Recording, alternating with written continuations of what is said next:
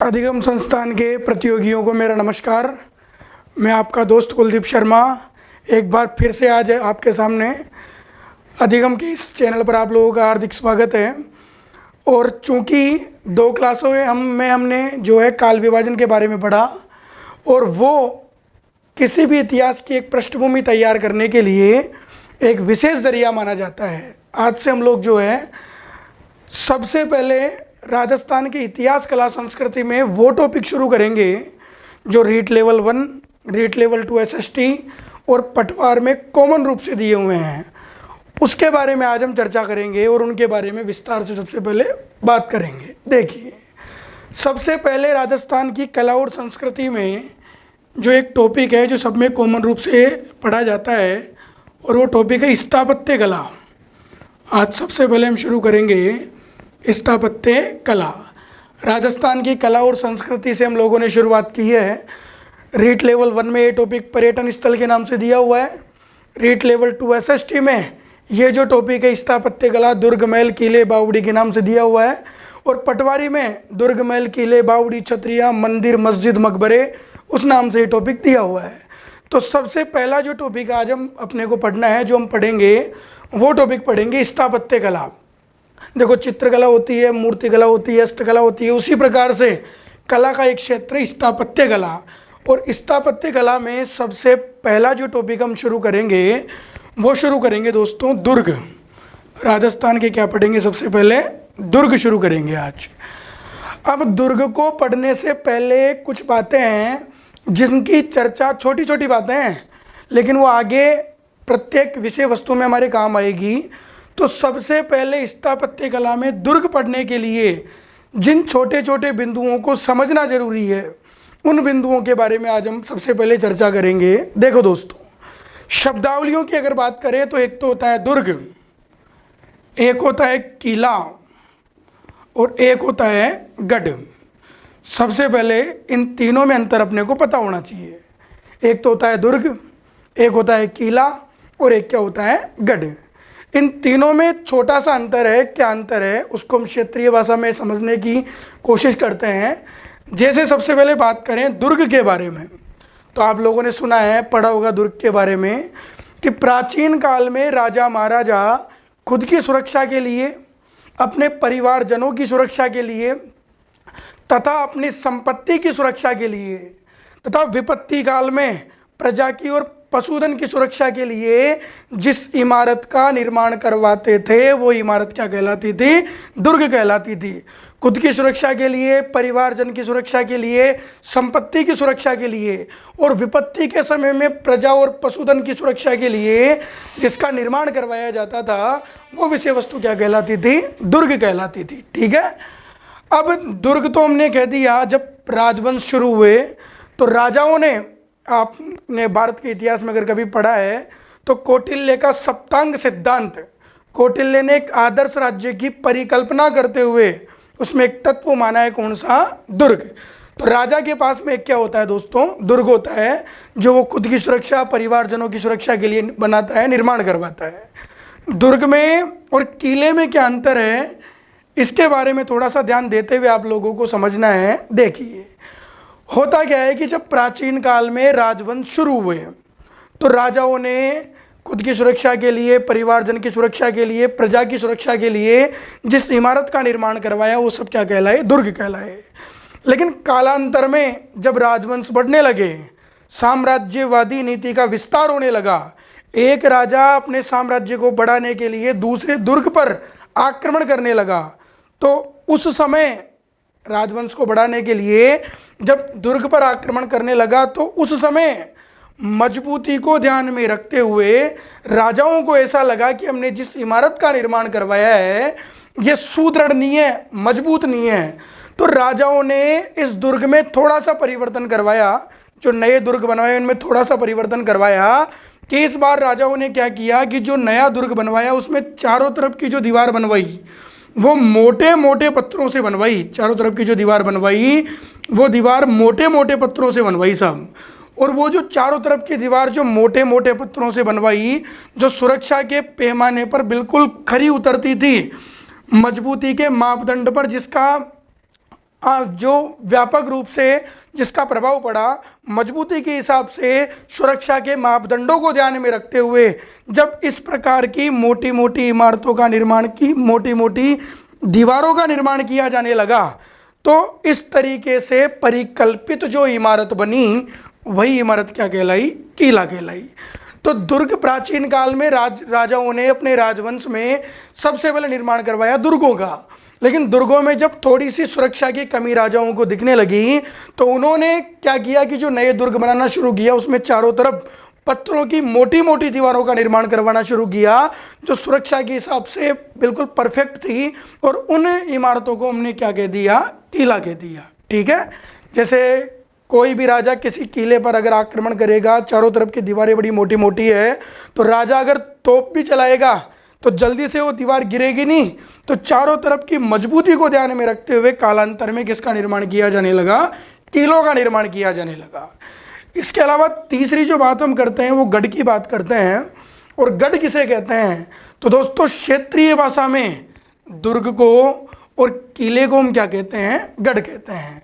जैसे गांव में कोई भी किला बना हुआ है, कोई भी दुर्ग बना हुआ है, तो आप कहते हो अपने कोई मेहमान आता है तो हम कहते हैं कि चलो हम आपको जो है अपना गढ़ दिखा के लाते हैं। तो क्षेत्रीय भाषा में दुर्ग को या किले को क्या कहा जाता है? गढ़ कहा जाता है। तो स्थापत्य कला में सबसे पहली चीज जो अपने को पढ़नी है वो हम शुरू करेंगे आज राजस्थान के प्रमुख दुर्ग। अब देखिए दोस्तों, दुर्गों की जो परिकल्पना है, जो संरचना है, वो किस प्रकार की है, कौन कौन से शब्द ज़्यादातर काम में लिए जाते हैं, किन शब्दों का विशेष रूप से प्रभाव इस टॉपिक पर पड़ता है, उसके बारे में हम चर्चा करते हैं। देखिए दोस्तों, आप कोई से भी दुर्ग पढ़ो, राजस्थान में किसी भी दुर्ग का अगर आपको अध्ययन करना है तो सबसे पहले जब दुर्ग हम पढ़ते हैं तो कई जगह ये चार शब्द हैं जिनका कई बार प्रयोग होता है। जैसे आपने पढ़ा है, एक शब्द इनमें केसरिया, एक शब्द कौन सा है? केसरिया, बार बार आएगा, यहाँ केसरिया हुआ। एक शब्द है जौहर, एक शब्द क्या है? जौहर। एक शब्द है जिसके बारे में हम बात करते हैं वो है शाखा, वो कौन सा शब्द है? शाखा। और चौथा जो शब्द है वो है अर्धशाखा, वो शब्द कौन सा है? अर्धशाखा। आप राजस्थान के जब दुर्ग पढ़ना शुरू करते हैं तो ये चार बिंदु बारी बारी से आते हैं कि यहाँ केसरिया हुआ, यहाँ जोर हुआ, यहाँ शाखा हुआ, यहाँ अर्धशाखा हुआ। और किसका मतलब क्या रहता है, किस शब्द को किस तरीके से अपने को समझना है, सबसे पहले इन बिंदुओं पर हम लोग चर्चा करेंगे। देखिए दोस्तों, सबसे पहले बात करते हैं केसरिया के बारे में। कंडीशन समझनी है कि कंडीशन किस प्रकार की रहती है, तो सबसे पहले हम बात करते हैं केसरिया के बारे में। क्या होता है केसरिया? तो देखिए दोस्तों, जैसे मान लो ये राजस्थान का कोई दुर्ग है, ठीक है, बिल्कुल ध्यान से समझना है आपको। जैसे मान लीजिए ये जो है राजस्थान का कोई दुर्ग है और इस दुर्ग में कोई शासक निवास करता है, कोई राजपूत राजा इस दुर्ग पर आधिपत्य जमाए बैठा हुआ है। मान लो सबसे पहले बात कर रहे हैं केसरिया की, एक दुर्ग है, इस दुर्ग का एक राजा है। मान लो इस दुर्ग पर किसी ने आक्रमण कर दिया, इस दुर्ग पर किसी ने क्या कर दिया? आक्रमण कर दिया। इस दुर्ग पर आक्रमण कर दिया तो राजा जो था, ध्यान से सुनना, इस दुर्ग पर किसी ने आक्रमण कर दिया। अब जैसे ही दुर्ग पर किसी ने आक्रमण कर दिया तो, और आक्रमण करने के बाद, आक्रमण तो किया जो किया, आक्रमण करने के बाद में चारों तरफ की घेराबंदी कर ली। आक्रमण तो किया जो किया और चारों तरफ की क्या कर ली? घेराबंदी कर ली। और घेराबंदी एक ऐसी चीज है जो उक्त राजा पर युद्ध से पहले एक मानसिक दबाव बना देती है। तो जब घेराबंदी कर ली तो राजा को ऐसा लगने लगा कि मैं कितना ही जोर लगा लूं, किसी भी कंडीशन में जीत नहीं सकता। देखो, परिस्थितियों का जब हम सामना करने लगते हैं तो हमारे मन में कई तरीके के विचार आने लगते हैं। ये राजपूत राजा का किला है, किसी राजा ने इस पर आक्रमण किया, आक्रमण करके घेराबंदी कर ली, तो राजा को ऐसा लगा कि मैं कितना ही जोर लगा लूँ, किसी भी कंडीशन में युद्ध नहीं जीत सकता। तो वो राजा क्या करता है कि युद्ध से पहले अपने सिर से मुकुट हटाकर, मुकुट को तो उतार देता है वो, और राज सिंहासन के ऊपर रख देता है। और मुकुट को उतार के सिंहासन पे उसने रख दिया और मुकुट को उतार के सिंहासन के ऊपर रखने के बाद में वो राजा जो है एक केसरिया रंग का साफा धारण करता है। केसरिया रंग का क्या धारण करता है? साफा। युद्ध से पहले राजा ने मुकुट उतार के सिंहासन के ऊपर रख दिया, क्योंकि राजा को ऐसा लग चुका है कि मेरी पराजय निश्चित है, मैं किसी भी कंडीशन में जीत नहीं सकता। तो राजा का जो मान सम्मान है, उसका राज मुकुट है, उसको पता है कि जब मैं युद्ध में लड़ता हुआ वीर गति को प्राप्त होऊंगा तो मेरा राज मुकुट पता नहीं किन किन के पैरों के नीचे आएगा। तो राजा ने राज मुकुट को उतार के तो सिंहासन पर रख दिया और केसरिया रंग का साफा धारण करके इस आक्रमणकारी से युद्ध करने चला गया। और अगर राजा युद्ध में लड़ता हुआ वीर गति को प्राप्त हो गया, अगर ये राजा युद्ध में लड़ता हुआ वीर गति को प्राप्त हो गया, तो इस घटना को हम क्या कहते हैं? केसरिया कहते हैं। एक बार वापस समझिए, ये राजपूत राजा का किला है, इस किले पर किसी ने आक्रमण कर दिया और आक्रमण करके किले की घेराबंदी कर ली। जैसे ही किले की घेराबंदी कर ली तो ये जो अंदर राजा था, इसको ऐसा आभास हो गया कि मैं कितना ही जोर लगा लूं, किसी भी कंडीशन में इससे जीत नहीं सकता। तो राजा युद्ध से पहले अपने राज मुकुट को उतार के तो सिंहासन पे रखेगा और केसरिया रंग का साफा धारण करके युद्ध लड़ने पहुंच जाएगा। और युद्ध में अगर वो राजा लड़ता हुआ वीर गति को प्राप्त हो गया तो इस घटना को हम क्या कहेंगे दोस्तों? केसरिया कहेंगे। आ गई बात समझ में? दूसरी बात हम पढ़ते हैं कि जोहर क्या होता है, जोहर किसे कहते हैं। यह कंडीशन थोड़ी सी भिन्न है, इसको भी ध्यान देते हुए आप लोगों को समझना है, ठीक है। देखिए जोहर में किस प्रकार की कंडीशन रहती है, क्या व्यवस्था है, वो सुनिए आप लोग ध्यान से। देखो, ये किसी राजपूत राजा का किला, ठीक है, और ये जो किसी राजपूत राजा का किला है, इस किले में किसी शासक का आधिपत्य है और ये राजपूत शासक है। मान लो इस किले पर किसी ने आक्रमण कर दिया, इस किले पर किसी ने क्या कर दिया? आक्रमण कर दिया। और जैसे इस किले पर आक्रमण किया, घेराबंदी नहीं की, आक्रमण की सूचना इस राजा को मिल गई कि हमारी रियासत पर किसी ने आक्रमण कर दिया है या आक्रमण करने वाला है, तो वो राजा क्या करता है कि इस आक्रमणकारी से युद्ध लड़ने चला जाता है। और जब राजा इस आक्रमणकारी से युद्ध लड़ने चला जाता है, युद्ध में लड़ता हुआ राजा मान लो वीर गति को प्राप्त हो गया। किसको प्राप्त हो गया? वीर गति को। युद्ध में राजा लड़ते हुए वीर गति को प्राप्त हो गया, तो कॉमन सेंस की बात है कि अब इस आक्रमणकारी का इस किले पर अधिकार होगा, क्योंकि आक्रमणकारी ने जो आक्रमण किया था वो किले पर अधिकार करने के लिए ही तो किया था। तो इस आक्रमणकारी का इस किले पर अधिकार होगा, क्योंकि युद्ध में राजा लड़ता हुआ वीर गति को प्राप्त हो चुका है, आक्रमणकारी किले पर अधिकार करने वाला है। तो आपको पता है कि किले के अंदर, दुर्ग के अंदर रह गई रानियाँ, दुर्ग के अंदर रह गई महिलाएं, और अब उन रानियों और महिलाओं के मान सम्मान को खतरा है, क्योंकि राजा वीर गति को प्राप्त हो चुका है, सेना पराजित हो चुकी है, आक्रमणकारी किले पर अधिकार करने वाला है, तो रानियों और महिलाओं के मान सम्मान को संकट है। तो रानियां और महिलाएं अपने मान सम्मान को बचाने के लिए, रानियां और महिलाएं अपने मान सम्मान को बचाने के लिए स्वयं को जीते जी, ये रानियां और महिलाएं अपने मान सम्मान को बचाने के लिए स्वयं को जीते जी आग या जल में समर्पित कर देती है। आग या जल में क्या कर देती है? समर्पित कर देती है। या तो आग में जलकर या जल में कूदकर अपने प्राण त्याग देती है। तो उस घटना को हम क्या कहते हैं दोस्तों? जोहर कहते हैं। एक बार वापस रिपीट करता हूँ, ये किसी राजपूत राजा का किला है, इस किले पर किसी ने आक्रमण कर दिया, राजा को सूचना मिली कि मेरे किले पर किसी ने आक्रमण कर दिया, तो राजा ने युद्ध लड़ने के लिए सेना को रवाना कर दिया। राजा खुद युद्ध लड़ने चला गया और युद्ध में राजा लड़ता हुआ वीर गति को प्राप्त हो गया। अब जब सेना पराजित हो गई, राजा लड़ता हुआ वीर गति को प्राप्त हो गया, तो इस आक्रमणकारी का इस किले पर अधिकार होगा। राजा वीर गति को प्राप्त हो चुका है, तो महल के अंदर रानियां और महिलाएं रह गई, और रानियों और महिलाओं के मान सम्मान को खतरा हो गया अब, क्योंकि आक्रमणकारी किले पर अधिकार करेगा। तो रानियां और महिलाएं अपने मान सम्मान को बचाने के लिए या तो आग में जलकर या जल में कूदकर अपने प्राण त्याग देती है। तो उस घटना को हम क्या कहते हैं दोस्तों? जोहर कहते हैं। तो कंडीशन ये परफेक्ट निकल के आई कि साहब केसरिया जो किया जाता है वो तो पुरुषों द्वारा किया जाता है, और जोहर जो किया जाता है वो महिलाओं के द्वारा किया जाता है।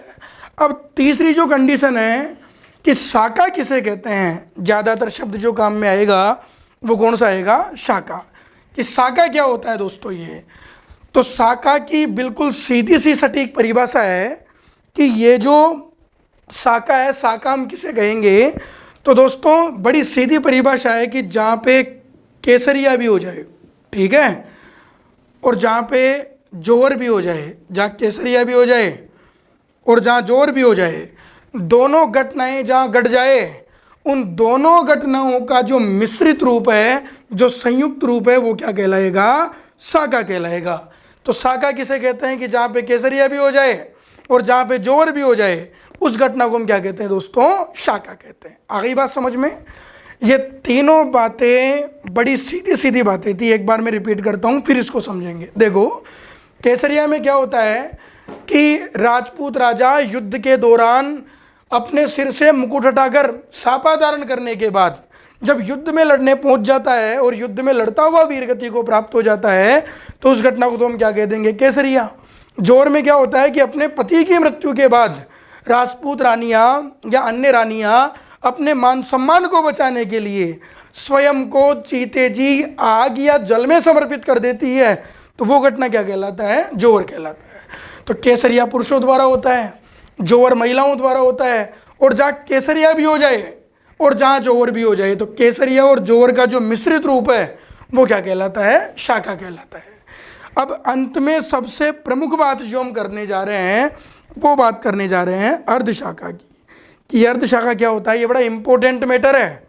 कुछ लोगों ने परिभाषा किस तरीके से रट रखी है उसकी हम चर्चा करते हैं। देखिए, कुछ लोग कहते हैं कि साहब अर्धशाखा किसे कहेंगे, तो कुछ लोग कहते हैं कि साहब जहाँ पे जो है दोनों का मैटर, इसमें केसरिया और जोर, तो वो लोग परिभाषा जो बताते हैं वो ये बताते हैं कि साहब जहाँ पे केसरिया तो हो जाए, केसरिया तो हो जाए लेकिन जोर नहीं हो, उसे हम क्या कहते हैं, अर्धशाखा। लोग परिभाषित करते हैं कि साहब जहाँ केसरिया तो हो जाए और जोर नहीं हो, उसे हम क्या कहते हैं, अर्धशाखा कहते हैं। कुछ लोग कहते हैं कि साहब जोर हो जाए और केसरिया नहीं हो, उसे हम क्या कहते हैं, अर्धशाखा कहते हैं। कुछ लोग कहते हैं कि साहब एक हो जाए एक नहीं हो, उसे अर्धशाखा कहेंगे। तो आ गई तीनों की तीनों बातें इसके अंदर। अब मैं बड़ा सीधा सीधा प्रश्न पहले उन लोगों से पूछना चाहता हूं जो नीचे वाली परिभाषा को प्रदर्शित करते हैं, बताते हैं। देखिए, जिन लोगों ने ये बताया, जिन लोगों के मन में ये परिकल्पना है कि साहब जोर तो हो जाए और केसरिया नहीं हो, उसे हम क्या कहेंगे, अर्धशाखा। और ये असंभव है, इम्पॉसिबल, यानी कि पति तो मर जाए और पत्नी जीवित हो, ऐसा असंभव है। यानी कि पति तो जीवित हो और पत्नी जोर कर ले, ऐसा इम्पॉसिबल है। अब कैसे इम्पॉसिबल वो समझिए। देखो दोस्तों, केसरिया जो होता है वो 99% जो है जोर से पहले होता है। किससे पहले होता है, जोर से पहले। यानी कि पहले केसरिया होगा, उसके बाद ही क्या होगा, जोर होगा। ऐसा थोड़ी है कि किसी राजा ने किसी पर आक्रमण कर दिया, राजा युद्ध लड़ने जा रहा है, राजा युद्ध में पराजित भी नहीं हुआ, मरा भी नहीं, और उधर महिलाएं ने जोर कर लिया हो, ऐसा इम्पॉसिबल है। और जोर की परिभाषा में पहला शब्द मैंने आपको यही बताया था कि अपने पति की मृत्यु के बाद, अपने पति की मृत्यु के बाद अपने मान सम्मान को बचाने के लिए रानियों द्वारा या तो आग में जलकर या जल में कूदकर अपने प्राण त्याग देने की जो घटनाएं हैं, उसे हम क्या कहते हैं, जोर कहते हैं। तो जब तक किसी भी पत्नी का पति जीवित है, उसके मान सम्मान को संकट नहीं पहुंच सकता। तो नीचे वाली जो परिभाषा है ये किसी भी पैमाने पर शुद्ध रूप से खरी नहीं उतरती है। तो ये परिभाषा ऑटोमेटिक क्या हो गई, सब गलत हो गई। ऊपर वाली परिभाषा, राजस्थान इतिहास की जो किताबें हैं उनमें परिभाषा यही लिखी हुई है कि साहब केसरिया तो हो जाए और जोर नहीं हो, उसे हम क्या कहते हैं, अर्धशाखा। अब मैं केवल इतना पूछना चाह रहा हूँ कि जब केसरिया हो रहा है, जोर नहीं हो रहा, जब केसरिया हो रहा है और जोर नहीं हो रहा, तो फिर सीधा सीधा ही कह दो कि साहब केसरिया हुआ था।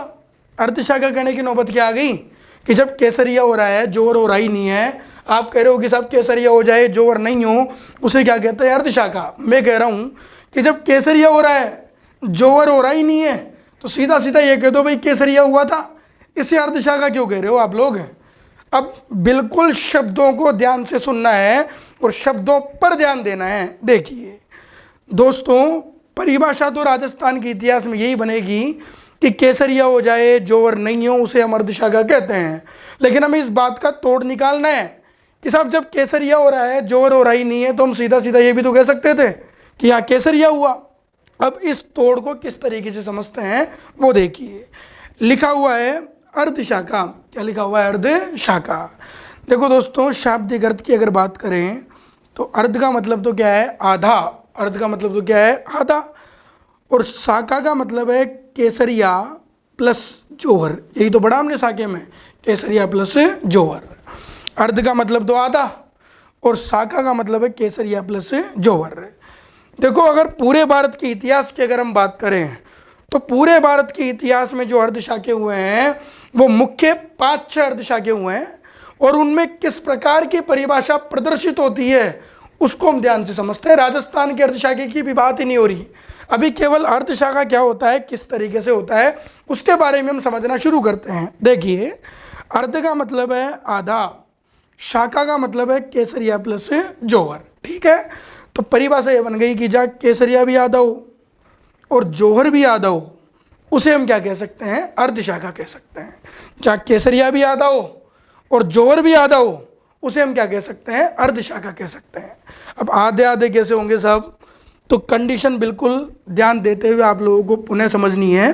देखिए दोस्तों, किस प्रकार की कंडीशन रहेगी, क्या विशेष बातें बनेगी वो सुनिए। देखिए, जैसे मान लो ये किसी राजपूत राजा का किला है। ठीक है, ध्यान से सुनना। राजस्थान में अर्धशाखा केवल एक बार हुआ है, वो किस प्रकार से हुआ, क्या मैटर था, वो भी हम चर्चा करेंगे आगे।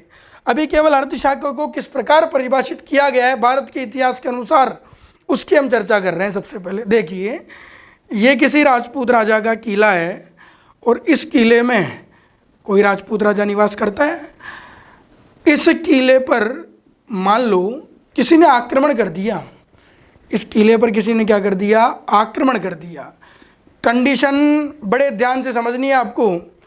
ये किसी राजपूत राजा का किला है और इस किले पर किसी ने क्या कर दिया? आक्रमण कर दिया, और आक्रमण करके किले की घेराबंदी कर ली। आक्रमण करके किले की क्या कर ली दोस्तों? घेराबंदी कर ली। ठीक है, आक्रमण कर दिया और आक्रमण करके किले की कर ली घेराबंदी। तो अंदर जो राजा है उसको ऐसा लग चुका है कि घेराबंदी हो चुकी है और मैं कितना ही जोर लगा लूँ किसी भी कंडीशन में जीत नहीं पाऊंगा। तो राजपूत राजा ने क्या किया कि मुकुट को उतार के तो सिंहासन के ऊपर रख दिया। ठीक है, और केसरिया रंग का साफा धारण करके युद्ध लड़ने पहुंच गया। केसरिया रंग का साफा धारण कर लिया और युद्ध लड़ने पहुंच गया। ठीक है, अब युद्ध में अगर ये राजा लड़ता हुआ वीरगति को प्राप्त होगा तभी तो केसरिया होगा। अभी राजा ने केवल मुकुट उतार के सिंहासन के ऊपर रखा है, केसरिया रंग का साफा धारण किया है और युद्ध लड़ने पहुंच गया। हारा, जीता, वीरगति को प्राप्त हुआ, अभी कुछ भी नहीं हुआ, राजा युद्ध लड़ रहा है। तो अभी तक केसरिया कैसा हो गया? आधा। आधा केसरिया तो हो ही चुका है भाई। राजा ने मुकुट उतार के सिंहासन पे रख दिया, केसरिया रंग का साफा धारण कर लिया और युद्ध लड़ने चला गया। अब युद्ध में लड़ता हुआ अगर वीरगति को प्राप्त होगा तो पूरा केसरिया हो जाएगा। लेकिन अभी युद्ध चल रहा है, कोई नहीं जीता, कोई नहीं आ रहा, कोई निष्कर्ष नहीं निकला, तो केसरिया कैसा हुआ? अभी तक आधा। अब जैसे ही राजा ने मुकुट उतार के सिंहासन के ऊपर रख दिया और साफा धारण करके युद्ध लड़ने चला गया तो किले के अंदर रह गई रानियां, महिलाएं। अब रानियां महिलाएं ना समझ थोड़ी है, रानियों को अंदेशा लग गया, अनुमान लग गया कि राजा मुकुट उतार के सिंहासन के ऊपर रख रहा है, केसरिया रंग का साफा धारण करके युद्ध लड़ने जा रहा है, मतलब राजा को ऐसा लग चुका है कि जीत असंभव है, हम बड़ी मुश्किल तरीके से जीतेंगे। तो रानियों ने क्या किया कि जब युद्ध चल रहा था उसी दौरान अपने किले के अंदर जो है वो जोहर की तैयारियां शुरू कर दी। जोहर की क्या शुरू कर दी? तैयारियां शुरू कर दी।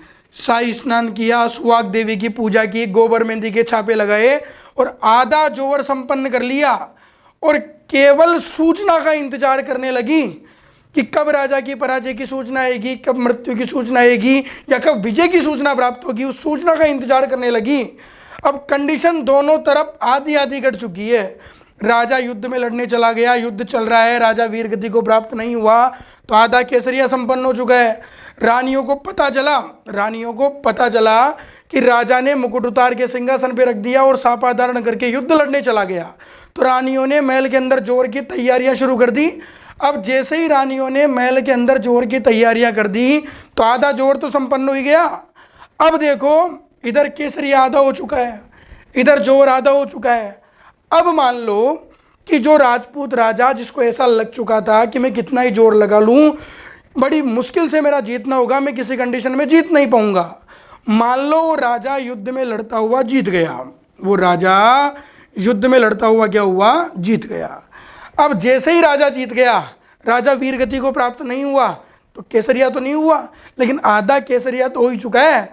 जो रानियां सूचना का इंतजार कर रही थी, जिनको संकट के बादल दिखाई दे रहे थे, जब उनको पता चला कि हमारे स्वामी जीत चुके हैं और राजा जीतकर वापस लौट रहा है, तो रानियों के मान सम्मान को कोई खतरा नहीं है, क्योंकि इस आक्रमणकारी का इस किले पर अधिकार नहीं होगा, तो रानियों के मान सम्मान को कोई खतरा नहीं है।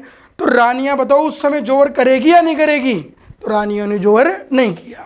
तो हम कह सकते हैं कि साहब आधा केसरिया हो, आधा जोर हो, उसे हम क्या कह सकते हैं? अर्धशाखा। और भारत के इतिहास में 4 बार जो घटना घटी है वो इसी तरीके से घटी है, जैसा मैंने आपको बताया। राजा चला तो गया, लेकिन युद्ध में राजा लड़ता हुआ जीत गया। रानियों ने जोर की तैयारियां कर ली, लेकिन जब रानियों को पता चला कि राजा विजयी होकर लौट रहा है, तो रानियों के मान सम्मान को कोई खतरा नहीं है, तो उस समय रानियों ने जोर नहीं किया। तो आधा केसरिया और आधे जोर की जो परिभाषा है वो तो इस प्रकार की होती है। लेकिन राजस्थान के इतिहास के हिसाब से जो परिभाषा हम पढ़ते हैं कि साहब केसरिया तो हो जाए लेकिन जोर नहीं हो, उसे अर्धशाखा कहते हैं। उस परिभाषा का आधार क्या माना गया है उसके बारे में हम चर्चा करते हैं। देखिए दोस्तों, राजस्थान का जो एकमात्र अर्धशाखा हुआ, राजस्थान का जो एकमात्र अर्धशाखा हुआ, वो राजस्थान का एकमात्र जो अर्धशाखा हुआ वो हुआ 1550 में। वो कब हुआ था? 1550 में। ये जो 1550 में अर्धशाखा हुआ, उस समय जैसलमेर का जो शासक था वो था लूणकरण भाटी। जैसलमेर के जो राजा थे वो कौन थे? लूणकरण भाटी। ठीक है। उस समय जिस आक्रमणकारी ने जैसलमेर पर आक्रमण किया, उस आक्रमणकारी का नाम था कांधार नरेश अमीर अली। कांधार नरेश अमीर अली। उस समय कांधार के राजा अमीर अली ने जैसलमेर पर क्या किया था? आक्रमण किया था। तो जो आक्रमणकारी थे वो थे कांधार नरेश अमीर अली। अब देखिए दोस्तों, जैसे ही कांधार के राजा अमीर अली ने आक्रमण कर दिया, घटना क्या घटी? राजस्थान में एकमात्र अर्धशाखा केवल 1550 वाला माना जाता है। इसमें जो घटना घटी उसी को राजस्थान के इतिहास में परिभाषा बनाकर अर्धशाखा के रूप में प्रस्तुत किया जाता है। इसमें घटना क्या घटी कि जैसे मान लो ये जैसलमेर दुर्ग है। ये कौन सा दुर्ग है? जैसलमेर दुर्ग। और ये जो जैसलमेर दुर्ग है इसका राजा है लूणकरण भाटी। इसका राजा कौन है? लूणकरण भाटी। इस किले पर आक्रमण कर दिया है अमीर अली ने। किसने आक्रमण कर दिया? अमीर अली ने। और आक्रमण करके किले की घेराबंदी कर ली। ठीक है, आक्रमण करके किले की क्या कर ली? घेराबंदी कर ली। तो लूणकरण भाटी को ऐसा लगा कि मैं कितना ही जोर लगा लूँ, किसी कंडीशन में जीतना असंभव है, जीत नहीं पाऊंगा। तो लूणकरण भाटी ने मुकुट उतार के सिंहासन के ऊपर रख दिया और केसरिया रंग का सापा धारण करके लूणकरण भाटी युद्ध लड़ने चला गया। लूणकरण भाटी युद्ध लड़ने चला गया। अब युद्ध चल रहा है अभी तक। तो केसरिया कैसा हुआ है? आधा। जैसे ही लूणकरण भाटी युद्ध लड़ने चला गया तो किले के अंदर रानियों ने जोहर की तैयारियां शुरू कर दी। कौन सी तैयारियां शुरू कर दी? जोहर की तैयारियां, यानी कि आधा जोहर संपन्न कर लिया। अब यहाँ तक तो हमने अभी थोड़ी देर पहले भी पढ़ा था। इस युद्ध में क्या हुआ? परिभाषा क्यों बनती है कि साहब केसरिया तो हो, जोहर नहीं हो? तो इस युद्ध में क्या हुआ कि लूणकरण भाटी जब युद्ध लड़ रहा था तो युद्ध में लड़ता हुआ लूणकरण भाटी वीर गति को प्राप्त हो गया। साहब जैसलमेर के राजा लूणकरण भाटी इस युद्ध में लड़ते हुए वीर गति को प्राप्त हो गए। अब जैसे ही लूणकरण भाटी युद्ध में लड़ता हुआ वीर गति को प्राप्त हो गया, तो जब तक युद्ध चल रहा था तब तक तो आधा केसरिया हुआ था, लेकिन लूणकरण भाटी लड़ता हुआ वीर गति को प्राप्त हो गया तो पूरा केसरिया हो चुका है, ठीक है, यानी कि केसरिया तो हो गया। लेकिन लूणकरण बाटी के मरने के बाद में जैसलमेर की सेना युद्ध जीत गई, जैसलमेर की सेना युद्ध जीत गई थी। अब राजा वीरगति को प्राप्त हो गया, जैसलमेर की सेना युद्ध जीत गई। रानियों को पता चला कि राजा तो पराजित हो चुका है, राजा जो है वो तो वीरगति को प्राप्त हो चुका है, लेकिन हमारी सेना जीत चुकी है, तो हमारे मान सम्मान को कोई खतरा नहीं है। तो उस कंडीशन में जैसलमेर में स्थित रानियों ने, महिलाओं ने जोवर नहीं किया। तो परिभाषा बन गई कि साहब केसरिया तो हो जाए और जोहर नहीं हो, ठीक है, उस घटना को हम क्या कह सकते हैं, अर्धशाखा कह सकते हैं। तो राजस्थान के इतिहास में ये जो परिभाषा बनती है कि साहब केसरिया तो हो लेकिन जोवर नहीं हो, उसे हम अर्धशाखा कहते हैं। वो परिभाषा इस मापदंड को आधार मान के निर्धारित की गई है, क्योंकि ऐसा राजस्थान में कितनी बार हुआ है, केवल एक बार हुआ। तो ये जो पूरा मैटर है इसको एक बार मैं वापस रिपीट करता हूँ। देखो दोस्तों, राजस्थान की स्थापत्य कला आज हमने शुरू की, बड़ा शानदार टॉपिक है, इसमें इतिहास की भी कुछ बातें आएगी, तो कला संस्कृति का भी बखान होगा। सबसे पहले इसमें हम क्या पढ़ेंगे, दुर्ग पढ़ेंगे। जब दुर्ग पढ़ेंगे तो ये 4 शब्द बार बार आएंगे, केसरिया, जोवर, शाखा, अर्धशाखा। मैंने आपको परिभाषा बताई कि केसरिया केवल पुरुषों द्वारा होता है, जोवर महिलाओं द्वारा होता है। केसरिया की परिभाषा क्या है कि राजपूत राजा द्वारा युद्ध के दौरान अपने सिर से मुकुट हटाकर सापा धारण करने के बाद युद्ध में लड़ते हुए वीरगति को प्राप्त हो जाना क्या कहलाएगा, केसरिया। जोर में मैंने बताया कि अपने पति की मृत्यु के बाद राजपूत रानियों द्वारा अपने मान सम्मान को बचाने के लिए स्वयं को जीते जी आग या जल में समर्पित कर देना क्या कहलाता है, जोर कहलाता है। शाखा की परिभाषा मैंने बताई कि जहाँ केसरिया भी हो जाए और जोर भी हो जाए, इन दोनों घटनाओं का सम्मिलित रूप क्या कहलाएगा, शाखा कहलाएगा। और अर्धशाखा की 2 परिभाषा हमने पढ़ी, लेकिन राजस्थान के इतिहास के परिप्रेक्ष्य में जो परिभाषा हम पढ़ते हैं कि साहब केसरिया तो हो, जोवर नहीं हो, उसे अर्धशाखा कहते हैं, तो वो परिभाषा इस घटना को ध्यान में रखकर निर्धारित की जाती है, क्योंकि राजस्थान का एकमात्र अर्धशाखा कब हुआ, 1550 में।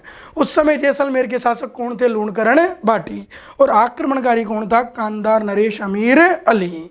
तो ये कुछ बिंदु थे जिनके बारे में हमको समझना अत्यंत आवश्यक था, जिनके बारे में हमें ध्यान से समझना था। इसके बाद जैसे ही थोड़ा सा हम आगे बढ़ते हैं तो स्थापत्य कला में दुर्ग का जो टॉपिक है, इसे समझने के लिए दूसरी पृष्ठभूमि भी तैयार होती है, ठीक है। अब कौन सी पृष्ठभूमि तैयार होती है, क्या बात है, क्या नहीं है, उनके बारे में भी हम समझना शुरू करते हैं। देखिए दोस्तों, जब आप स्थापत्य कला पढ़ते हो तो राजस्थान के इतिहास के अनुसार कुछ शब्द हैं जो और बारी बारी से आते हैं, और उनमें कौन कौन से शब्द हैं, जैसे आप पढ़ते हो अभिलेख, क्या पढ़ते हो आप लोग, अभिलेख। जैसे आप पढ़ते हो शिलालेख, जैसे आप पढ़ते हो प्रशस्ति, प्रशस्ति, जैसे आप पढ़ते हो शिलालेख, प्रशस्ति, जैसे आप पढ़ते हो स्तंभलेख, और जैसे एक शब्द और आता है जिसका नाम है गुहालेख।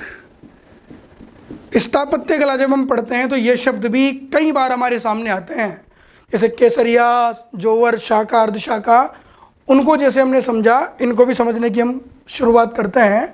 देखिए, राजस्थान के इतिहास में वैसे मूलतः 2 शब्द ज़्यादा आते हैं, शिलालेख और प्रशस्ति, ठीक है।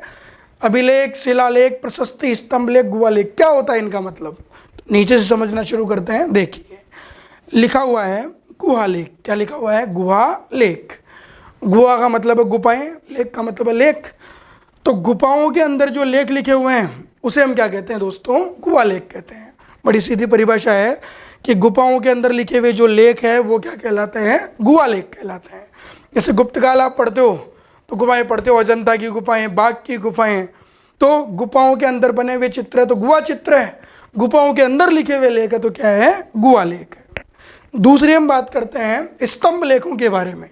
क्या है स्तंभ लेख, किस तरीके से अपने को पढ़ना है, कौन सी विशेष बातें इससे संबंधित, ये थोड़ा ध्यान से समझना है, क्योंकि कई सारी सामान्य बातें ऐसी है जिनसे अपने को, जिनसे हम वंचित हैं, जिनके बारे में हमने कभी पढ़ा नहीं है। क्या होता है कि देखो, वैसे अगर शाब्दिक तौर पे हम कहें तो स्तंभ लेख हम कह सकते हैं कि किसी भी स्तंभ पर, किसी भी खंबे पर लिखा हुआ जो लेख है वो क्या कहला सकता है? स्तंभ लेख। लेकिन इतिहास में वास्तुकला के मापदंडों को ध्यान में रखते हुए, स्थापत्य कला के मापदंडों को ध्यान में रखते हुए कुछ इनमें विशेषता होती है। वो विशेषता जिस विषय वस्तु में पाई जाती है वही विषय वस्तु क्या कहलाते हैं? स्तंभ लेख कहलाते हैं। कैसे? तो देखिए, आपको पता है कि शिलालेख, स्तंभ लेख जो भारत में सर्वाधिक लगवाए वो लगवाए थे मौर्य शासक अशोक ने। अशोक ने ये जो प्रक्रिया सीखी, ये सीखी थी ईरान के शासक दारा या दरियाबाऊ से। अब ईरान से नकल करके भारत में स्तंभ लेख, शिलालेख लगवाए गए तो थोड़ा सा परिवर्तन किया गया। क्या होता है कि शुद्ध तौर पर जो विषय वस्तु जिस इमारत में देखने को मिलती है उनमें क्या क्या मापदंड होते हैं जिसे हम स्तंभ लेख कह सकते हैं, तो वो मापदंड समझना है। देखिए, भारत के जो स्तंभ लेख है, 90% स्तंभ लेखों में जो विशेषता पाई जाती है उनके आधार पर हम इस बात का अध्ययन कर रहे हैं। देखिए, होता क्या है दोस्तों कि जो भी कोई स्तंभ लेख होता है उसमें सबसे पहले ऊपर ही ऊपर जो है वो पशु की आकृति होती है। साहब, किसकी आकृति होती है? पशु की आकृति। ऊपर ही ऊपर स्तंभ लेखों में जो आकृति होती है वो किसकी आकृति होती है? पशु की। ये किसी भी पशु की हो सकती है।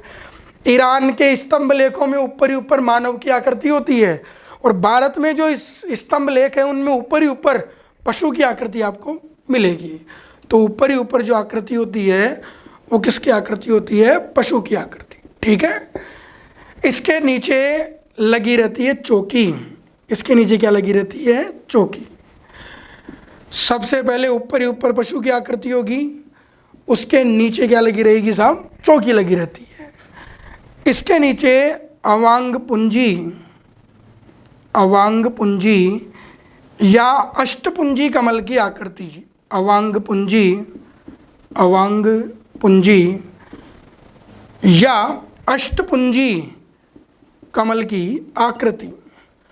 अवांग पुंजी या अष्टपुंजी कमल की क्या होती है? आकृति बनी होती है। अभी अवांग पुंजी और अष्टपुंजी का मतलब क्या है? तो देखिए दोस्तों, अवांग का मतलब होता है खिला हुआ। अवांग का मतलब क्या है? यहाँ पे प्रसारित या खिला हुआ। और अष्टपुंजी यानी कि 8, पुंजी का मतलब एक समूह है। तो खिले हुए कमल की पत्तियों का समूह जिनकी संख्या कितनी विशेषता मानी जाती है? 8। तो अवांग पुंजी या अष्टपुंजी कमल की आकृति का मतलब है कि खिली हुई कमल की पत्तियों के चित्र बने रहते हैं, लेकिन वो पत्तियां किस रूप में दर्शाई जाती है? उल्टे रूप में। पत्तियां दिखाई कैसे जाती है? उल्टी। उसके बाद में लगा रहता है खंभा। उसके बाद क्या लगा रहता है? एक खंभा। और इस खंभे को हम कहते हैं राजस्थानी भाषा में तना। क्या कहते हैं दोस्तों? इसे तना। तो जो भी स्तंभ लेख राजस्थान के इतिहास के अनुसार, भारत के इतिहास के अनुसार बताए जाते हैं उनमें मुख्यतया ये 4 विषय वस्तु अपने को पढ़ने को मिलती है। ऊपर ही ऊपर पशु की आकृति होगी, उसके नीचे चौकी लगी रहती है, उसके नीचे अवांग पुंजी या अष्टपुंजी कमल की आकृति बनी रहती है, और लास्ट में जो खंभा लगा रहता है उसे हम क्या कहते हैं? तना। और स्तंभ लेख के जिस भाग पर लेख लिखा जाता है वो भाग कौन सा है? तना। अलग अलग ग्रंथों के अनुसार इस तने को अलग अलग नाम से संबोधित किया जाता है। किसी में इसको यष्टि कहते हैं, किसी में इसको हर्मिका कहते हैं, किसी में इसको स्तंभ कहते हैं। तो राजस्थानी भाषा में इसे क्या कहते हैं? तना कहते हैं। ठीक है। तो स्तंभ लेख के जिस भाग पर लेख लिखा जाता है वो भाग कौन सा है? तना। तो ये चारों विषय वस्तु जिस मापदंड में दिखाई देती है वो क्या कहलाता है दोस्तों? स्तंभ लेख कहलाता है। अच्छा, एक व्यवहारिक ज्ञान की बात यहाँ पर हम लोग करते हैं। जैसे आप पढ़ते हो कि मौर्य शासक अशोक का सारनाथ का जो स्तंभ लेख है उसे हमने राष्ट्रीय चिन्ह के रूप में शामिल किया है। राष्ट्रीय चिन्ह के रूप में क्या कर रखा है? शामिल कर रखा है। आप लोगों ने पढ़ा है कि अशोक के सारनाथ स्तंभ लेख को हमने राष्ट्रीय चिन्ह के रूप में मान्यता प्रदान कर रखी है। लेकिन ध्यान रहे, अशोक के सारनाथ के स्तंभ लेख को जब आप पढ़ते हो तो स्तंभ लेख में मुख्य विशेषताएं इसी प्रकार से चलती है। उसमें ऊपर ही ऊपर पशु की आकृति है, लेकिन पशु कौन से हैं? तो सिंह की आकृति। 4 शेर हैं जो एक दूसरे की तरफ पीठ सटाकर बैठे हुए हैं। उनके नीचे लगी हुई है चौकी जिसमें बीच में तो अशोक चक्र बना हुआ है। ठीक है। और 2 पशु इधर 2 पशु इधर, चारों तरफ की बात कर रहा हूं मैं। तो 4 पशु गतिशील अवस्था में दिखाए गए हैं। किस अवस्था में दिखाए गए हैं? गतिशील। 4 पशु कौन से हैं? तो सिंह, अश्व, गज और वृषभ। इन चारों पशुओं को इस चौकी पर गतिशील अवस्था में दिखाया गया है। अब देखो दोस्तों कि अशोक के सारनाथ के स्तंभ लेख को राष्ट्रीय चिन्ह के रूप में मान्यता मिली हुई है। तो इस पूरे के पूरे स्तंभ लेख को राष्ट्रीय चिन्ह के रूप में स्वीकार नहीं किया गया है। आपको पता होना चाहिए कि केवल ये जो 2 भाग है, ऊपर ही ऊपर पशु की आकृति और ये चौकी वाला जो भाग है, केवल इन 2 भागों को भारत सरकार ने राष्ट्रीय चिन्ह के रूप में शामिल कर रखा है। ऊपर ही ऊपर 4 सिंह पीठ सटाकर बैठे हुए हैं, बीच में चौकी पे अशोक चक्र बना हुआ है और 4 पशुओं को इस चौकी पर गतिशील अवस्था में दिखाया गया है। तो इस प्रकार की व्यवस्था जहाँ देखने को मिलती है उसे हम क्या कहते हैं दोस्तों? स्तंभ लेख कहते हैं। ठीक है, अब बात करते हैं आगे की शिलालेख और प्रशस्ति। शिलालेख क्या है, प्रशस्ति क्या है, किस तरीके की अवधारणाएं चलती है, सबसे पहले बात करेंगे शिलालेख के बारे में। खूब पढ़ते हैं राजस्थान के इतिहास में, बीजोलिया शिलालेख, गोशुंडी शिलालेख। तो शिलालेख कई जगह आते हैं और बड़ा शाब्दिक अर्थ है। शिला का मतलब है पत्थर और लेख का मतलब है लेख। तो किसी पत्थर या चट्टान पर अगर कोई लेख लिखा हुआ है तो वो लेख क्या कहलाता है? शिलालेख कहलाता है। इसके बाद हम बात करते हैं प्रशस्ति के बारे में। और प्रशस्ति का जो मुद्दा है ये 2 तरीके से समझना है आप लोगों को। कितने तरीके से समझना है? 2 तरीके से। देखिए दोस्तों, शिलालेख को ही प्रशस्ति कहते हैं। ठीक है, शिलालेख को ही क्या कहते हैं? प्रशस्ति कहते हैं। यानी कि शिलालेख जो होता है उसी को हम प्रशस्ति कहते हैं। जैसे आपने पढ़ा है राज प्रशस्ति, राजसंबंध झील के किनारे लगे हुए 25 शिलालेखों का जो समूह है उसे हम क्या कहते हैं? राज प्रशस्ति कहते हैं। तो ये तो फिक्स है कि शिलालेख को ही क्या कहा जाता है? प्रशस्ति। राजस्थान के इतिहास के आधार पर प्रशस्ति की अवधारणा 2 तरीके से सामने आती है। पहला जो है वो ये बताया जाता है कि साहब ये प्रशस्ति जो है ये प्रशंसा में लिखी जाती है। किस में लिखी जाती है? प्रशंसा में। ठीक है, यानी कि ऐसे शिलालेख जो किसी राजवंश की, किसी राजा की, किसी विशेष व्यक्ति की प्रशंसा को प्रदर्शित करते हैं, उनके बखान को प्रदर्शित करते हैं, उनका बखान करते हैं, तो वो प्रशंसित जो शिलालेख हैं उन्हें हम क्या कह सकते हैं? प्रशस्ति कह सकते हैं। ये बड़ा सीधा तरीका हो गया। लेकिन दूसरा जो तरीका, जब हम जैसे जैसे स्थापत्य कला आगे पढ़ेंगे तो प्रशस्ति की दूसरी अवधारणा भी हमारे सामने आएगी। ठीक है, एक तो ऐसे शिलालेख जो सर्वाधिक प्रशंसा में लिखे जाते हैं उन्हें हम क्या कह सकते हैं? प्रशस्ति कह सकते हैं। ठीक है, लेकिन दोस्तों आपको ये भी ध्यान रहे कि दूसरा जो मतलब होता है प्रशस्ति का, जो कई जगह हमारे सामने आएगा, तो दूसरा तथ्य ये माना जाता है, ये बताया जाता है कि साहब जो स्थानांतरित जो शिलालेख है, स्थानांतरित जो शिलालेख है उसे भी कई जगह किसका नाम दिया गया है? प्रशस्ति का। वो कैसे? तो जैसे मान लो साहब, बात करते हैं बड़ी सामान्य सी कि राजस्थान में एक वंश चला है कछवा वंश। कौन सा वंश चला है? कछवा वंश चला है साहब। और कछवा वंश के 2 क्षेत्र हम पढ़ते हैं। जैसे एक तो चला है साहब आमेर रियासत में, और एक ही चला है जो चला है अलवर रियासत में। एक तो आमेर रियासत में और एक किस रियासत में चला साहब? ये मेवात क्षेत्र की अलवर रियासत में। ठीक है, तो आमेर में भी कछवाओं ने शासन किया, अलवर में भी कछवा वंश ने शासन किया। अब जैसे मान लो ये दूसरी परिभाषा जो है, स्थानांतरित शिलालेख को प्रशस्ति क्यों कहते हैं, किस प्रकार का होता है, उसकी हम चर्चा करते हैं। मान लो आमेर का ये जो कछवा वंश का राजा है ये अलवर गया, और जैसे अलवर गया तो इसने देखा कि अलवर में कई स्थान ऐसे हैं जहाँ पर कई सारे शिलालेख ऐसे लगे हुए हैं, कई स्थान ऐसे हैं, कई सारे शिलालेख ऐसे लगे हुए हैं जिनमें कछवा राजवंश के राजाओं की बढ़िया बढ़िया उपलब्धियाँ लिखी हुई है, उनकी प्रशंसा की गई है। ये तो फिक्स है कि प्रशस्ति जो है वो प्रशंसित शिलालेख ही कहलाएंगे। आमेर का राजा अलवर गया, उसने देखा कि कई सारे शिलालेख लगे हुए हैं और इनमें कछवा राजवंश की उपलब्धियों के बारे में बताया गया है, उनकी व्याख्या की गई है। तो राजा ने सोचा कि यार इतने सारे छोटे मोटे शिलालेख हैं यहाँ पे, तो क्यों ना एक शिलालेख ऐसा या यही शिलालेख मैं यहाँ से हटवा के अपने रियासत में ले जाके लगवा दूँ। तो आमेर के राजा ने अलवर के राजा से आग्रह किया कि साहब ये शिलालेख जो है हमारे आमेर रियासत का भी थोड़ा बहुत बखान करता है, तो आपकी अगर अनुमति हो तो मैं इस शिलालेख को अपने वहाँ ले जाकर स्थापित करवा दूँ। तो अलवर के राजा ने कहा कि ठीक है, कछवा वंश के बारे में ही तो है, ले जाओ, हमारे यहाँ तो और भी शिलालेख लगे हुए हैं। तो दोस्तों, अलवर के राजा की अनुमति पर आमेर का राजा वो शिलालेख अलवर से हटाकर आमेर में ले आता है, और आमेर में किसी भी स्थान पर अगर उस शिलालेख को स्थापित करवा दिया तो वो स्थानांतरित शिलालेख जो हो गया उसे भी हम क्या कह सकते हैं, प्रशस्ति कह सकते हैं। कई मुद्दे आएंगे, जैसे आप पढ़ते हो कीर्ति स्तंभ प्रशस्ति, तो स्थानांतरित शिलालेख है कीर्ति स्तंभ प्रशस्ति। वो क्या है, विजय स्तंभ जब पढ़ेंगे तब चर्चा करेंगे। राय प्रशस्ति स्थानांतरित शिलालेख है। इसके अलावा कई ऐसे स्थानांतरित शिलालेख है जिनको राजस्थान के इतिहास में किस नाम से संबोधित किया गया है, प्रशस्ति के नाम से। तो प्रशस्ति की दो परिभाषा बनी। जैसे विद्यालय में आप पढ़ते हो प्रशस्ति पत्र, तो उसकी प्रशंसा में जो दिया गया पत्र है वही प्रशस्ति पत्र कहलाता है। तो एक तो प्रशंसा में जो लिखे जाते हैं उसे हम प्रशस्ति कह सकते हैं, वो शिलालेख हो, स्तंभ लेख हो, कुछ भी हो सकता है।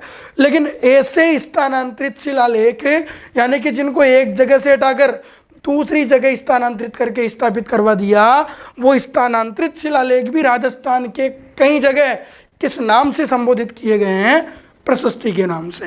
तो ये मुद्दा हो गया प्रशस्ति का। और अभिलेख किसे कहते हैं, तो आपको पता है किसी भी विषय वस्तु पर लिखा गया कोई भी लेख क्या कहलाएगा, अभिलेख। जैसे मैं बोर्ड पे लिख रहा हूँ, अभिलेख है, आप कॉफी में लिख रहे हो, अभिलेख है। तो किसी भी विषय वस्तु पर लिखा गया कोई भी जो लेख है, किसी भी वस्तु पर लिखा गया कोई भी जो लेख है उसे हम क्या कह सकते हैं, अभिलेख। तो स्तंभ लेख भी एक अभिलेख है, गुहा लेख भी एक अभिलेख है, शिलालेख भी एक अभिलेख है।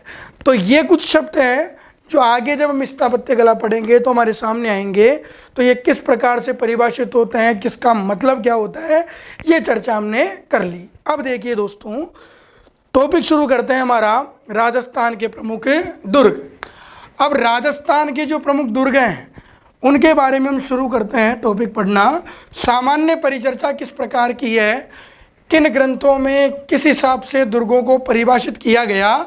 तो मैंने आपको प्रामाणिक व्यवहारिक सामान्य परिभाषा बताई कि राजा खुद की सुरक्षा के लिए, अपने परिवारजनों की सुरक्षा के लिए, अपनी धन संपत्ति की सुरक्षा के लिए तथा विपत्ति काल में अपनी प्रजा और पशुधन की सुरक्षा के लिए दुर्गों का क्या करवाया करते थे, निर्माण करवाया करते थे। देखो दोस्तों, सबसे पहला प्रश्न आता है कि दुर्गों का सर्वप्रथम वर्गीकरण, दुर्गों का सर्वप्रथम जो वर्गीकरण किया गया, दुर्गों का पहली बार जो क्लासिफिकेशन और डिवाइडेशन अपने को मिलता है, वो दुर्गों का पहली बार जो वर्गीकरण किया गया वो किया गया है मनुस्मृति में।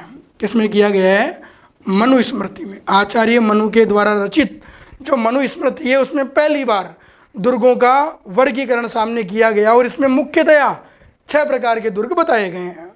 इसके बाद हम बात करें कि दुर्गों की वो अवधारणा जो सबसे ज़्यादा प्रामाणिक मानी जाती है, सबसे ज़्यादा लोकप्रिय मानी जाती है, वो 2 अवधारणाएं हैं। एक तो है कौटिल्य की अर्थशास्त्र के अनुसार, कौटिल्य की अर्थशास्त्र के अनुसार, अर्थशास्त्र के अनुसार कौटिल्य का दूसरा नाम विष्णुगुप्त है। इसी कौटिल्य का तीसरा प्रमुख नाम है लोकप्रिय, चाणक्य है। मौर्य वंश का एक राजा हुआ था चंद्रगुप्त मौर्य, उनके गुरु का नाम था कौटिल्य, विष्णुगुप्त। अब हम बात करते हैं चाणक्य। तो आपने ये भी पढ़ा होगा कि चंद्रगुप्त मौर्य ने इसी चाणक्य की सहायता से नंद वंश के राजा गणानंद को पराजित करके मगध में मौर्य वंश की स्थापना की थी। और चाणक्य ने पुस्तक लिखी अर्थशास्त्र, नाम तो है अर्थशास्त्र, लेकिन इसकी जो विषय वस्तु है वो सामान्य राजनीति पर आधारित है। तो दुर्गों का जो सबसे प्रामाणिक वर्गीकरण किया जाता है वो किया गया है कौटिल्य की पुस्तक अर्थशास्त्र के अनुसार। दूसरा जो दुर्गों का वर्गीकरण हम पढ़ेंगे वो हम पढ़ते हैं दोस्तों आचार्य शुक्र की एक नीति है, शुक्र नीति के अनुसार। आचार्य शुक्र ने एक नीति बनाई जिसका नाम है शुक्र नीति। इस दूसरा जो वर्गीकरण दुर्गों का पढ़ा जाता है वो पढ़ा जाता है शुक्र नीति के अनुसार। तो सबसे प्रामाणिक दुर्गों के जो वर्गीकरण माने जाते हैं वो 2 प्रकार के माने जाते हैं, 2 तरीके से माने जाते हैं। एक तो कौटिल्य के अर्थशास्त्र के अनुसार और एक माना जाता है शुक्र नीति के अनुसार। सबसे पहले हम बात करेंगे कि कौटिल्य की पुस्तक अर्थशास्त्र के अनुसार जो दुर्गों की श्रेणियां बताई गई है, वो दुर्गों की श्रेणियां बताई गई है 4। दुर्गों की कितनी श्रेणियां बताई गई है? 4। कौटिल्य की पुस्तक अर्थशास्त्र के अनुसार, अगर कभी मौर्य वंश आपने पढ़ा है तो कौटिल्य ने एक आदर्श राज्य की परिकल्पना करते हुए राज्य के निर्माण के लिए 7 आवश्यक तत्व बताए हैं, जिन्हें हम कौटिल्य का सप्तांग सिद्धांत भी कहते हैं। और उन 7 तत्वों में एक तत्व जो माना गया, वो माना गया है दुर्ग। और दुर्ग की कितनी श्रेणियां बताई गई है? 4 श्रेणियां। चाणक्य ने, कौटिल्य ने दुर्ग की जो 4 श्रेणियां बताई है, उनमें पहली जो श्रेणी है वो है ओदक दुर्ग। पहला दुर्ग कौन सा बताया गया है? ओदक दुर्ग। दुर्ग की जो दूसरी श्रेणी बताई गई है वो है धानवन दुर्ग।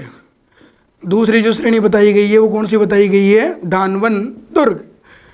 तीसरी जो श्रेणी बताई गई है वो बताई गई है पर्वत या गिरि दुर्ग। पर्वत या गिरि दुर्ग। और दुर्गों की जो चौथी श्रेणी बताई, अंतिम जो श्रेणी बताई कौटिल्य ने, वो श्रेणी बताई गई दोस्तों वन दुर्ग। कौन से दुर्ग बताए गए हैं? वन दुर्ग। तो 4 प्रकार के दुर्ग बताए हैं साहब कौटिल्य ने। 4 प्रकार की दुर्गों की श्रेणियों को परिभाषित किया है। नंबर 1 ओदक दुर्ग, नंबर 2 धानवन दुर्ग, नंबर 3 जो है पर्वत या गिरि दुर्ग, और नंबर 4 पे जो है वो है वन दुर्ग। बड़ी सामान्य सी परिचर्चा है। ओदक दुर्ग किसे कहते हैं? तो ओदक का जो शाब्दिक अर्थ होता है वो होता है जल में रहने वाले किसी जीव या प्राणी से संबंधित। तो ओदक का मतलब है जल में रहने वाला कोई जीव है, प्राणी है, ये शाब्दिक अर्थ होता है। तो ओदक दुर्ग किसे कहेंगे? कि ऐसा दुर्ग जिसके चारों तरफ जल राशि विद्यमान हो। ऐसा दुर्ग जो जल राशियों से घिरा हुआ है, जिसके चारों तरफ पानी है, वो दुर्ग किस श्रेणी का कहलाएगा? ओदक श्रेणी का कहलाएगा। तो ऐसा दुर्ग जो चारों तरफ जल राशियों से घिरा हुआ है, उस दुर्ग को तो हम क्या कहेंगे दोस्तों? ओदक दुर्ग कहेंगे। दूसरा है दानवन दुर्ग। दूसरा दुर्ग कौन सा है? दानवन दुर्ग। और दानवन दुर्ग जो है ये उस दुर्ग को कहते हैं जो चारों तरफ रेत से या मरुस्थल से घिरा हुआ रहता है, जिसके चारों तरफ रेगिस्तान है, रेत है या मरुस्थल है। तो ऐसा दुर्ग जो रेत या मरुस्थल से घिरा हुआ दुर्ग है, वो दुर्ग किस श्रेणी में आता है? दानवन श्रेणी में। तो दूसरा दुर्ग कौन सा हो गया? दानवन दुर्ग। तीसरा है पर्वत या गिरि दुर्ग। तो नाम से स्पष्ट हो रहा है कि ऐसा दुर्ग जो उच्च पहाड़ या उच्च पठार पर स्थित हो, जो ऊंचे पहाड़ पर, ऊंची पहाड़ी पर या ऊंचे पठार पर स्थित कोई दुर्ग है, तो वो दुर्ग कौन सा कहलाता है? पर्वत या गिरि दुर्ग। और वन दुर्ग किसे कहते हैं? तो ऐसा दुर्ग जो, या परिभाषा सामान्य तो ये हम पढ़ सकते हैं कि ऐसा दुर्ग जिसके चारों तरफ वन हो, जो जंगलों से घिरा हुआ है, वही दुर्ग क्या कहलाएगा? वन दुर्ग। लेकिन इसकी और भी विशेषताएं पढ़ने में आती है।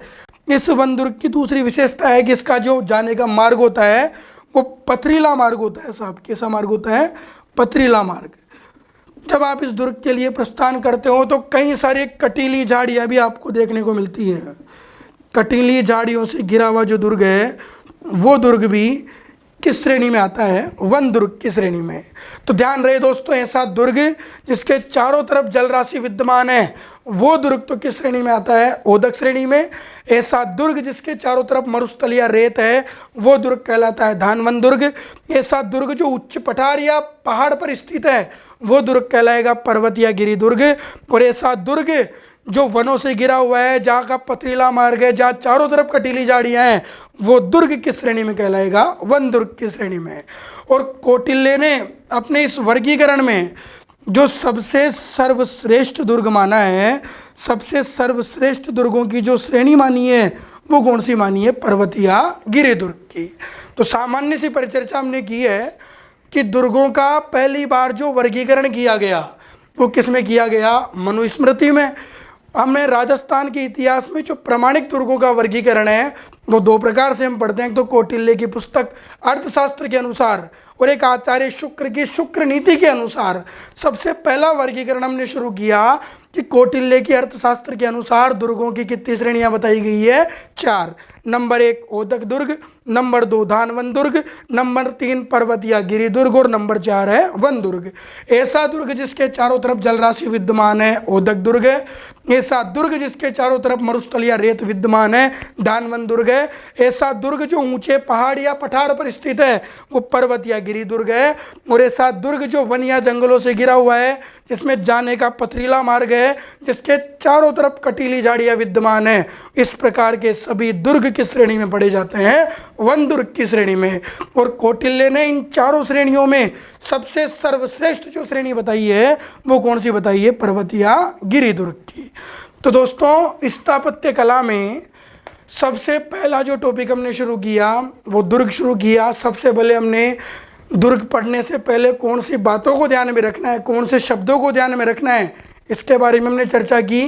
केसरिया क्या होता है, जोवर क्या होता है, शाखा क्या होता है, अर्धशाखा क्या होता है, उनको हमने परिभाषित किया। इसके बाद अभिलेख, स्तंभलेख, शिलालेख, गुहालेख, प्रशस्ति, इसका किस प्रकार का मुद्दा राजस्थान के इतिहास के अनुसार पढ़ा जाता है वो हमने पढ़ा।